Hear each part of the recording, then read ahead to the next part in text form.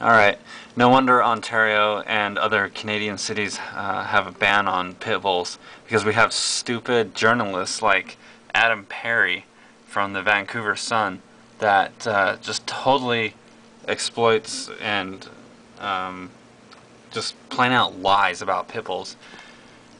Here we go. Imagine a company seeking government approval to sell a newly invented vehicle. Call it the Explode Car.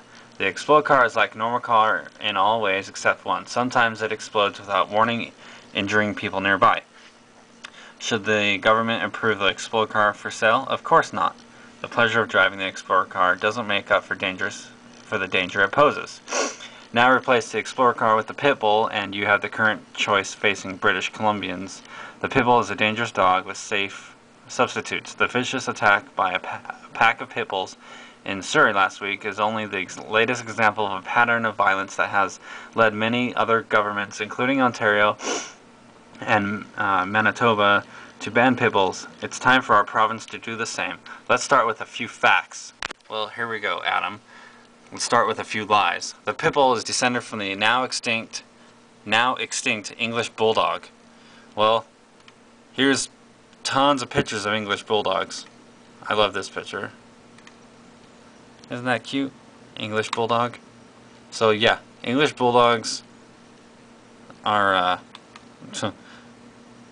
very much alive and thriving.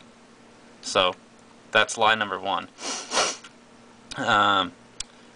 Used in packs to tear apart bulls or pleasure of a crowd, which is true. They were bred for bull and bear baiting. Trainers discovered they could create a tough and fearless dog by crossbreeding the bulldog with breeds known for their gameness. Where ideal dog fights often held in pits. No wonder then pit bulls are so good at killing other dogs. Well, yeah, because they were bred for that. Yeah, it's nasty history, but it is history.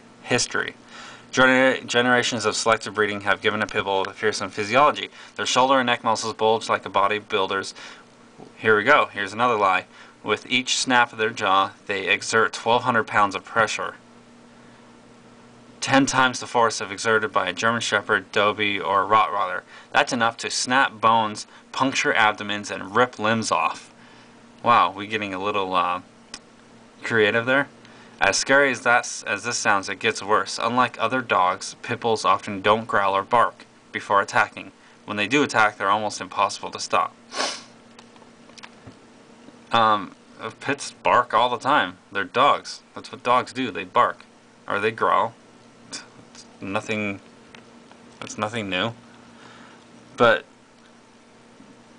with each snap of their jaws, they exert 1,200 pounds of pressure. We know, everyone knows that Rotts, German Shepherds, and Mastiffs, and a couple of others have more bite pressure than pits.